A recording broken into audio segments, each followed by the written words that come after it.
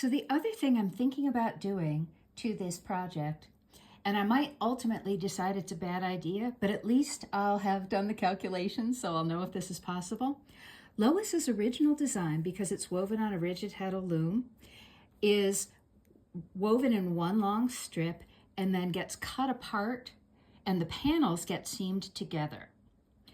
In fact, the panels get seamed together in something like this. So on her original design, there's a back seam, then the two fronts are sewn together to the back at the shoulders, and then with an opening left in the middle. And then the side seams are sewn partway up the sides, leaving space for the armhole. So I could, on my 36-inch wide shaft loom, weave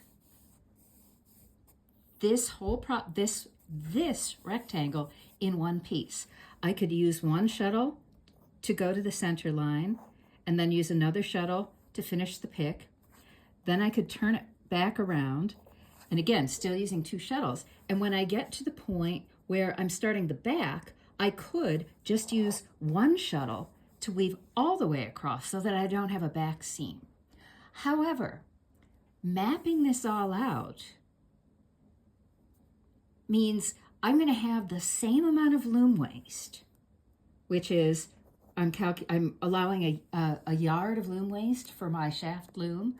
I'm going to have the same amount of loom waste whether I weave all of this in one long strip and then cut it apart, or whether I weave just 58 inches in a wider rectangle.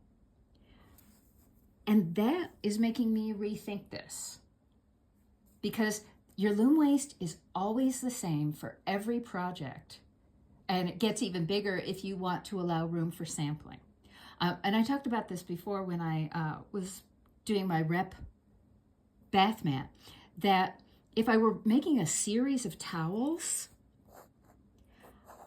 it's much more efficient to calculate, okay, I want to plan for, let's say, 6 or 5 towels, since that's all that's visible on the camera at this point. And so I just allow the size that I'll need for these 6, and I allow for any fringe or hem that I might want to do in between. And then I end up with a set of 5 towels, but only 36 inches of loom waste. Then if I just wove one towel with 36 inches of loom waste, and then another towel with 36 inches of loom waste. So you can save an awful lot of yarn by doing these calculations. So the other decision I have to make as I consider reshaping this and weaving with 2 shuttles, one shuttle for each front, and then joining the 2 panels on the loom with one shuttle, is it worth it to not have to sew those seams? And that is a valid calculation.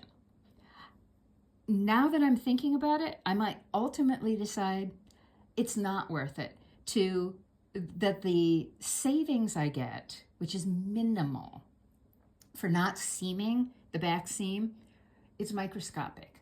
Also, if there are, let's say, infelicities in my salvages, none of those will be seen because they'll be hidden in the back seam. So I still want to be careful about my salvages. I want to make the neatest salvages possible because that does make seaming easier. But if I do this way, these salvages especially have to be pristine. And I mean perfect, unless I do what I did the first time I made this cardi, which was to single crochet an edging around the front opening and neckline with some extra yarn. So now that I've worked this all out, and I would only know this if I had worked this all out, I am probably going to stick with doing this in one long panel and sewing the 4 panels together. And because it's a 13-inch weaving width, I can do it on my rigid heddle loom, and since it's plain weave, that's even more fun. So these decisions, this simple recalculation, means that I now know more than I did if I just went blindly in this hour it took me to get everything set up and make these calculations and try to film it in a not totally lame way. This hour I spent has given me a lot of information, and I can now make smarter and more informed decisions. Finally, because I am using a series of skeins where I played around with color combinations, I can more easily do something on my rigid heddle loom called designing in the reed, which is I can direct warp my loom and play around with, well, what if this color went over here, and then I went to this color, and then I went to this color, and then I went to this color, and then etc. So in a lot of ways, that is going to be it's a little easier to do that on a rigid heddle loom, where I can do something called direct warping. Whereas if I stick to using my shaft loom, which I might still do anyway, just because I love, oh my gosh, it's so much fun to play around with treadles and all that. If I stick to my shaft loom, I can still do that. It's just going to be a little more complicated because I have to wind warp chains first and bring them to the loom. So these are just some of the things to think about. But again, I want to take you back to this original page of calculations. This math is super duper easy. It's beyond easy. Even I can do it with a calculator. I wouldn't try to do it in my head.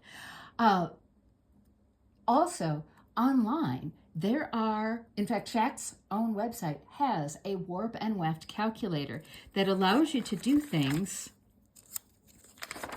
like this, like plan for 5 towels with 4 inches allowed in between each towel for fringe or waist or whatever.